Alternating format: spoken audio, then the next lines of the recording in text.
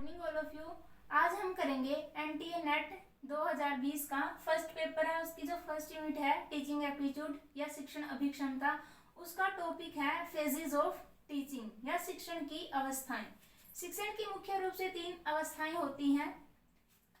शिक्षण से पूर्व की अवस्था प्री-एक्टिव फेज ऑफ टीचिंग, शिक्षण की अंतःक्रियात्मक अवस्था इंटरएक्टिव फेज ऑफ टीचिंग, और शिक्षण के बाद की अवस्था या post active phase of teaching.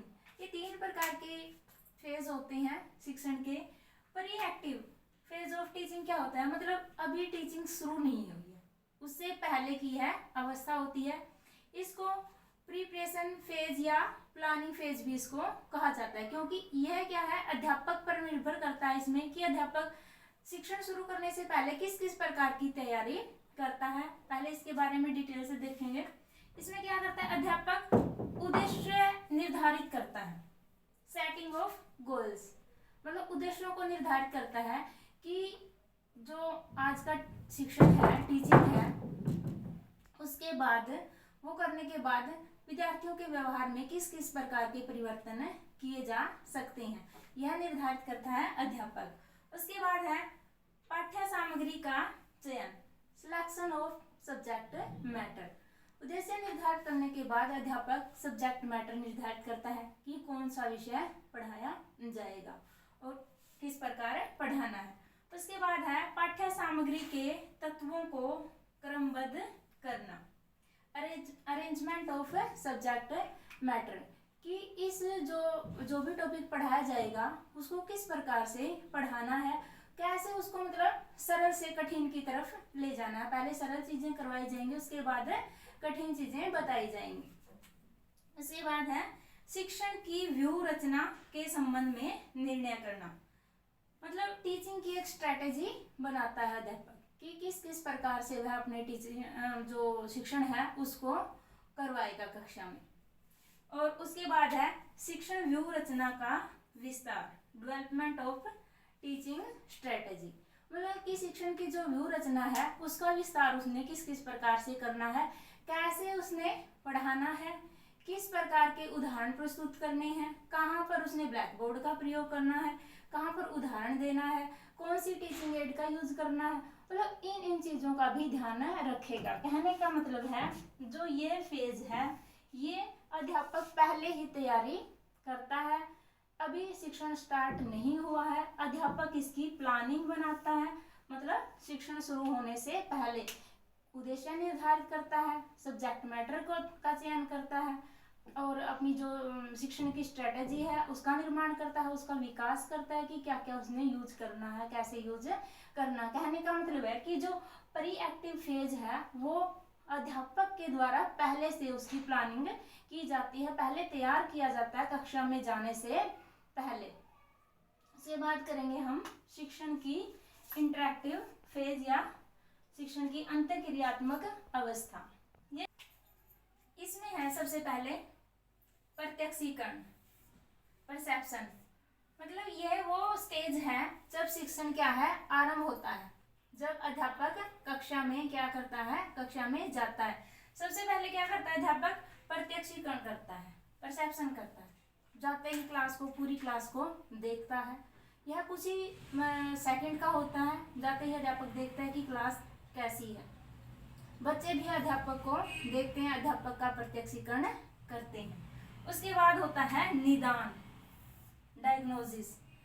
निदान क्या है कि इसमें अध्यापक विद्यार्थियों से कुछ क्वेश्चन पूछता है, विद्यार्थियों के बारे में जानने की कोशिश करता है कि क्लास है जो कैसी है, उनके पूर्व ज्ञान की परीक्षा लेता है कि क्लास है जो उत्साहित करने वाली है और मतलब निरुत्साहित करने वाली है, कैसी है, इंटेलिजेंट है या डल है। उनसे 2-4 क्वेश्चन पूछता है उनके पूर्व ज्ञान की परीक्षा लेने के लिए। उसके बाद है प्रेजेंटेशन या प्रस्तुतिकरण। इसमें क्या होता है अध्यापक जो भी सब्जेक्ट मैटर पहली फेज में उन्होंने तैयार किया था उसको प्रेजेंट करता है। इसमें होता है प्रस्तुतिकरण, उसको मतलब पढ़ाया जाता है, जो जो विधियाँ उन्होंने निर्धारित की थी, किसी भी विधि के माध्यम से पढ़ा सकता है। वो बच्चों पे डिपेंड करता है कि बच्चे छोटे हैं या बड़े हैं, कौन सी क्लास के हैं, उसी हिसाब से क्या है अध्यापक अपना सब्जेक्ट मैटर प्रस्तुत करता है। उसके बाद है प्रश्न पूछना, आस्किंग क्वेश्चन। पढ़ाने के बाद नेचुरल है कि अध्यापक क्या है, बच्चों से क्वेश्चन पूछेगा कि उन्हें जो पढ़ाया गया वो समझ में आया है या नहीं, हम जो कार्य कर रहे हैं कि उन्होंने कितना ग्रहण उसको किया है, बच्चों से क्वेश्चन पूछे जाते हैं। उसके बाद है प्रतिक्रिया करना, रिस्पॉन्सेज। ये किसके द्वारा की जाती है प्रतिक्रिया, बच्चों के द्वारा की जाती है, क्योंकि यह इंटरेक्टिव फेज है। इंटरेक्टिव मतलब अंतःक्रिया, इसमें अध्यापक तथा बच्चे दोनों के मध्य क्या होती है, अंतःक्रिया होती है।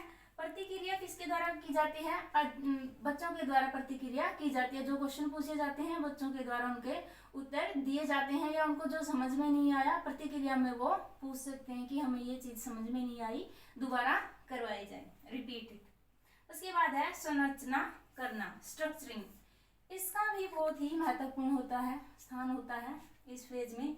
इसमें क्या होता है कि जिस प्रकार किसी भवन को बनाते हुए सीमेंट तथा ईंटों की आवश्यकता होती है, इस फेज में स्ट्रक्चरिंग का बहुत ही महत्वपूर्ण स्थान होता है। ये क्या होता है कि कहाँ पर हमने टीचिंग करते हुए कहाँ पर हमने विराम देना है, कहाँ पर हमने रुकना है, इन चीज़ों को जोड़ना होता है कि किस प्रकार से हम अपने जो यहाँ पर व्यू रचना थी उसको यहाँ पर रूप देना होता है।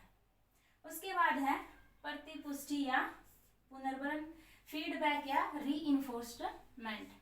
यह क्या होता है कि जब बच्चों के द्वारा प्रतिक्रिया की जाती है, बच्चों के द्वारा जो क्वेश्चन होते हैं उनके आंसर दिए जाते हैं, तो अध्यापक के द्वारा क्या किया जाता है, फीडबैक की दी जाती है या उनको पुनर्बलन दिया जाता है, और उसके द्वारा तुरंत बताया जाता है कि उनका जो आंसर था सही था या गलत था। दो प्रकार से दे सकता है अध्यापक, शाब्दिक माध्यम से भी और अशाब्दिक माध्यम से भी। शाब्दिक माध्यम से क्या करेंगे, शाब्दिक माध्यम से कहेगा अध्यापक कि शाबाश, बहुत अच्छा, और अशाब्दिक से मतलब उनकी पीठ है जो थपथपा सकता है कि बहुत अच्छा किया। और दो प्रकार का होता है पुनर्बलन, नकारात्मक और धनात्मक, धनात्मक या ऋणात्मक, नकारात्मक या सकारात्मक। धनात्मक में क्या होता है, इसमें होता है कि या सकारात्मक इसको कह सकते हैं, अध्यापक है उनको मतलब उनकी प्रशंसा करता है, शाबाशी देता है, कोई इनाम दे सकता है, जैसे पेन दे दिया। ये हो गया सकारात्मक पुनर्बलन या धनात्मक पुनर्बलन।